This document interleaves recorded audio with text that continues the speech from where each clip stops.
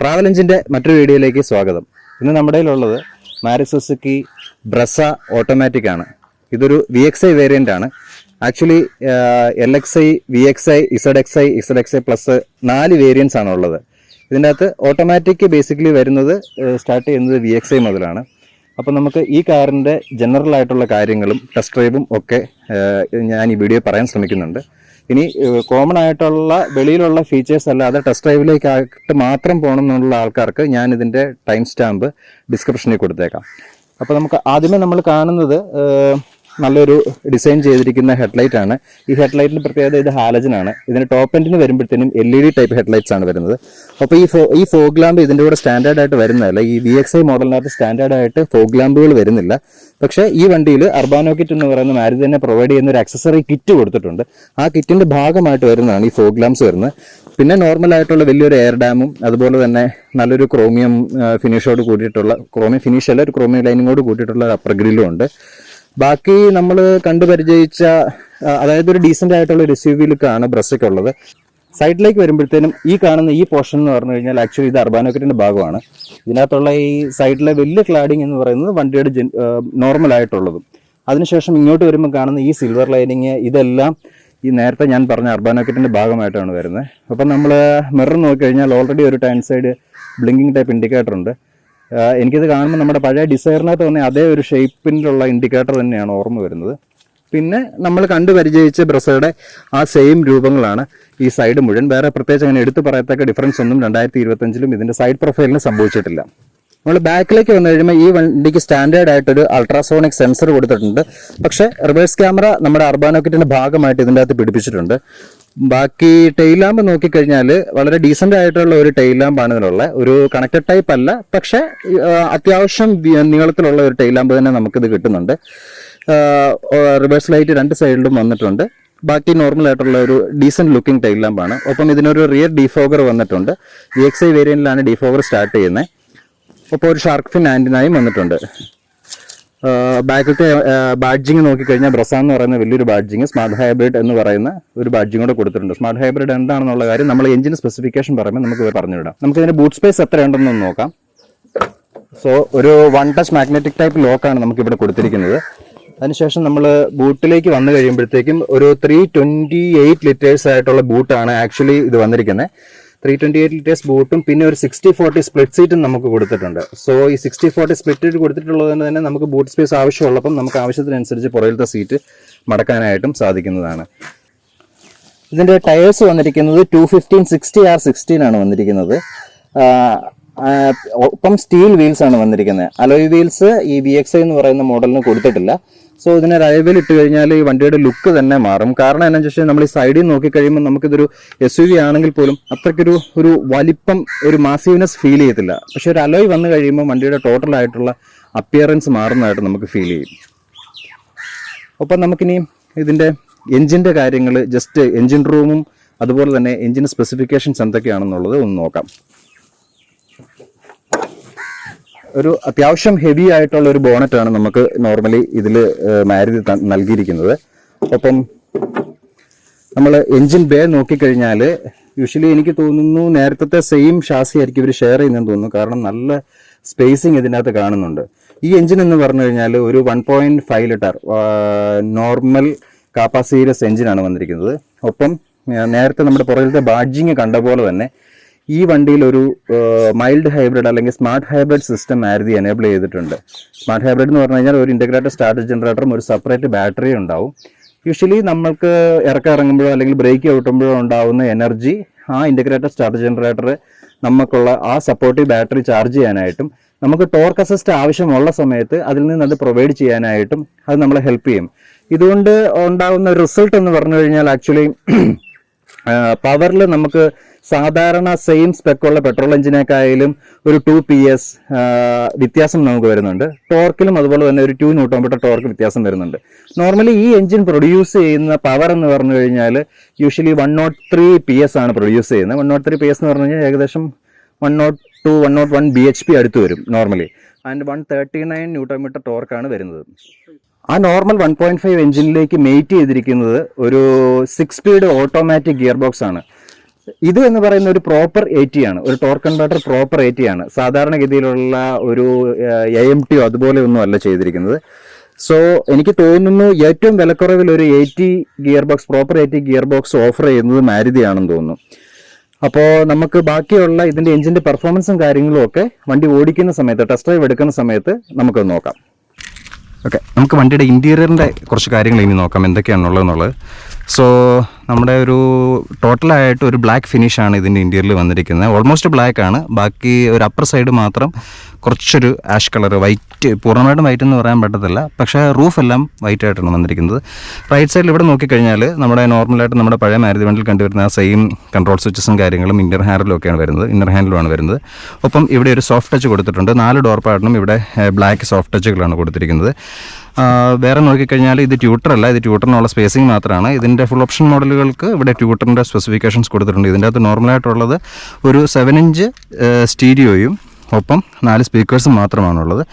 ബാക്കി നമ്മൾ ഉള്ളിലേക്ക് വന്നു കഴിഞ്ഞാൽ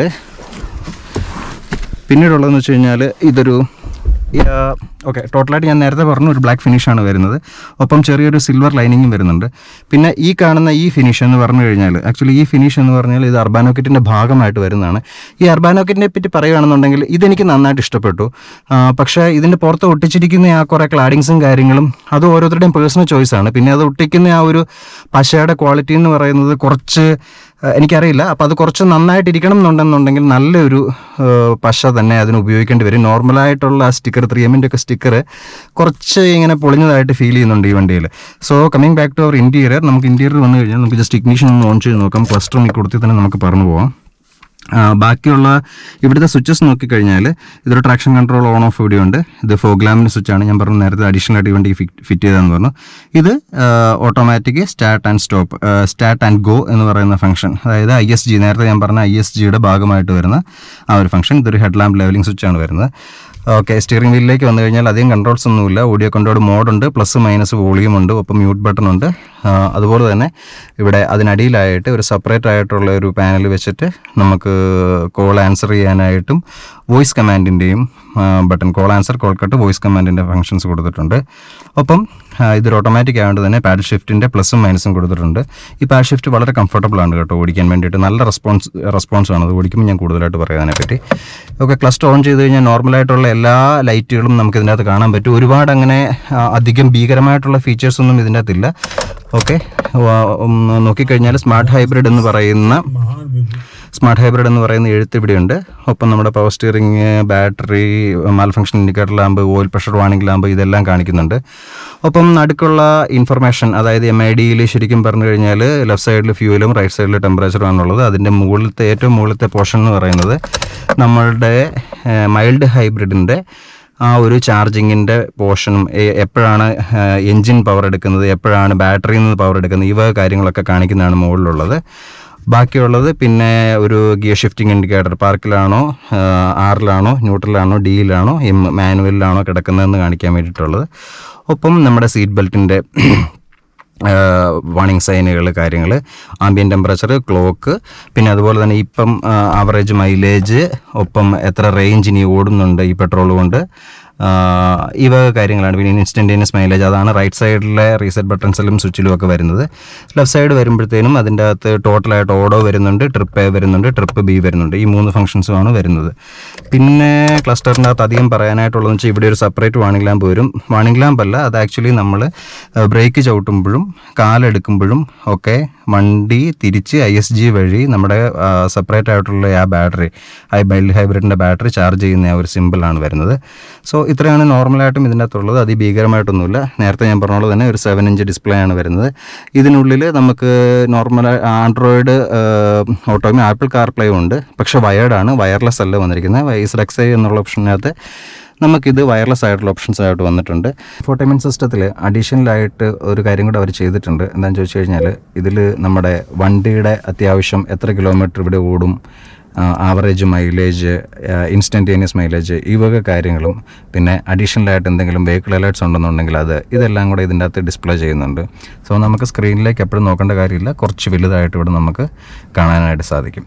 വേറെ നമ്മുടെ വണ്ടിയുടെ വേറെ എന്തെങ്കിലും തരത്തിലുള്ള ഹിസ്റ്ററി ഉണ്ടെന്നുണ്ടെങ്കിൽ നമുക്കിപ്പം മൈലേജ് ഹിസ്റ്ററി, ട്രിപ്പ് എത്രയാണെന്നുള്ള കാര്യങ്ങളും നമുക്കിതിനകത്ത് തന്നെ ഇത് കാണിക്കുന്നുണ്ട്.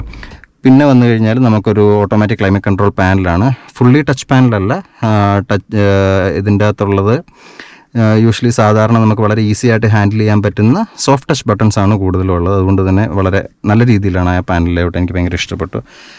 ബാക്കി വന്നു കഴിഞ്ഞാൽ നമുക്കൊരു 120 വാട്ടിൻ്റെ 12 വോൾട്ടിൻ്റെ 120 വാട്ട് ചാർജറുണ്ട്. ഇപ്പോൾ ഒരു USB ചാർജിങ്ങും കൊടുത്തിട്ടുണ്ട്. സോ ബാക്കി ഓട്ടോമാറ്റിക്കിൻ്റെ ഡീസൻ്റ് ആയിട്ടുള്ള ഒരു കൺസോൾ പാനലാണ് ഓട്ടോമാറ്റിക് കൺസോൾ പാനൽ വരുന്നത്. അതിനുശേഷം നമ്മൾ വന്നു കഴിഞ്ഞാൽ glove box, cooled glove box അല്ല കൊടുത്തിരിക്കുന്നത്. ഫുൾ ഓപ്ഷൻ വണ്ടികൾക്ക് വരുമ്പോൾ കൂൾഡ് ഗ്ലൗ ബോക്സ് ആണ് വന്നിരിക്കുന്നത്.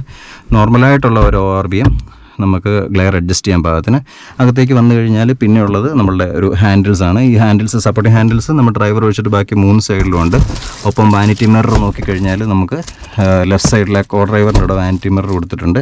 പിന്നെ ഉള്ളത് നമ്മുടെ ഹെഡ് റെസ്റ്റ് എന്ന് പറഞ്ഞു കഴിഞ്ഞാൽ ഇതിൻ്റെ അകത്ത് 4 എണ്ണം ഉണ്ട്. 4 എണ്ണവും നമുക്ക് അഡ്ജസ്റ്റബിൾ ഹെഡ് റെസ്റ്റ് ആണ് വന്നിരിക്കുന്നത്. ബാക്കിലത്തേക്ക് നമ്മൾ വന്നു കഴിഞ്ഞാൽ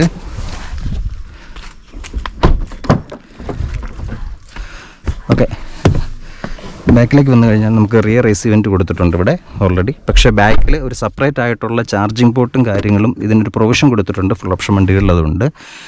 ഇനി ഒപ്പം ഇവിടെ ഒരു നോർമലായിട്ടുള്ളൊരു ഹുക്ക് കൊടുത്തിട്ടുണ്ട്. ഒപ്പം ബാക്കിലത്തെ സീറ്റിന് പോക്കറ്റ് കൊടുത്തിട്ടുണ്ട്. ഈ സീറ്റ് എന്ന് പറയുന്നത് നോർമൽ ഫാബ്രിക്കാണ്. ഇതിൻ്റെ ക്വാളിറ്റി ഓരോരുത്തരുടെയും പ്രിഫറൻസ് അനുസരിച്ചിട്ടാണ്. അത്രയൊരു വലിയ ക്വാളിറ്റിയാണെന്ന് എനിക്ക് ഫീൽ ചെയ്യുന്നില്ല. ബട്ട് വാല്യൂ ഫോർ മണി ആയിട്ടുള്ള ഒരു സീറ്റാണ് കൊടുത്തിരിക്കുന്നത്. വളരെ കംഫർട്ടബിൾ ആയിട്ടുള്ള സീറ്റിംഗ് പൊസിഷനാണ് ഇതിൻ്റെ വരുന്നത്.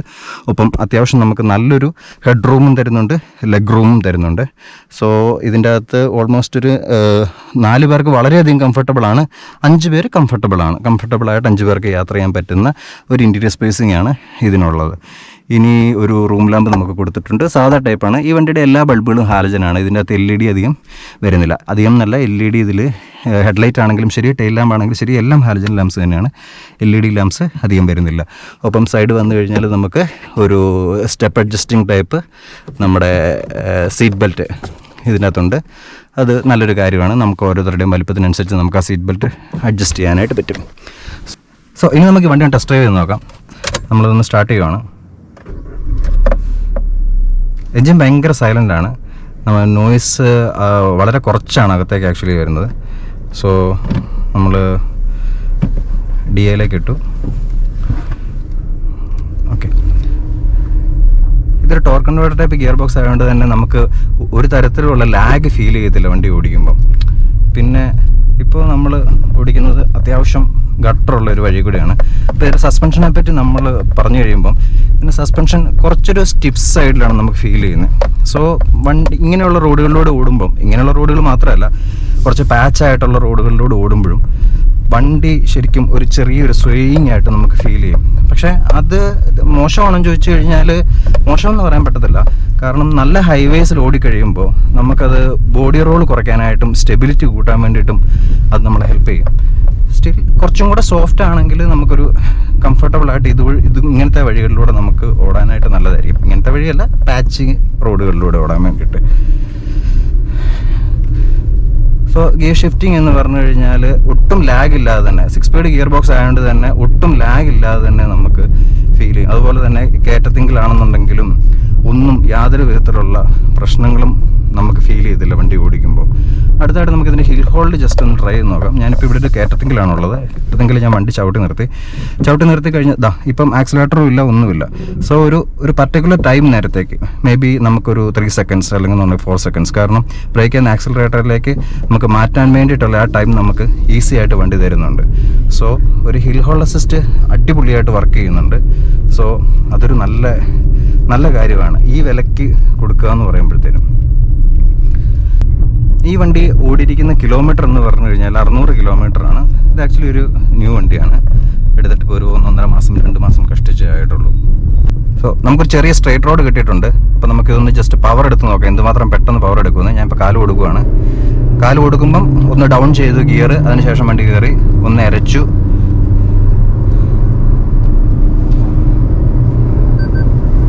സോ 80 ആയപ്പോഴത്തേക്കും നമുക്ക് സ്പീഡ് വാർണിംഗ് വന്നു. ഈ വണ്ടിയുടെ പ്രോഗ്രാമിംഗ് അനുസരിച്ച് 80-ൽ ഒരു സ്പീഡ് വാർണിംഗ് വരും. അത് 78 ആകുമ്പോൾ ആ സ്പീഡ് വാർണിംഗ് നോർമലാവും.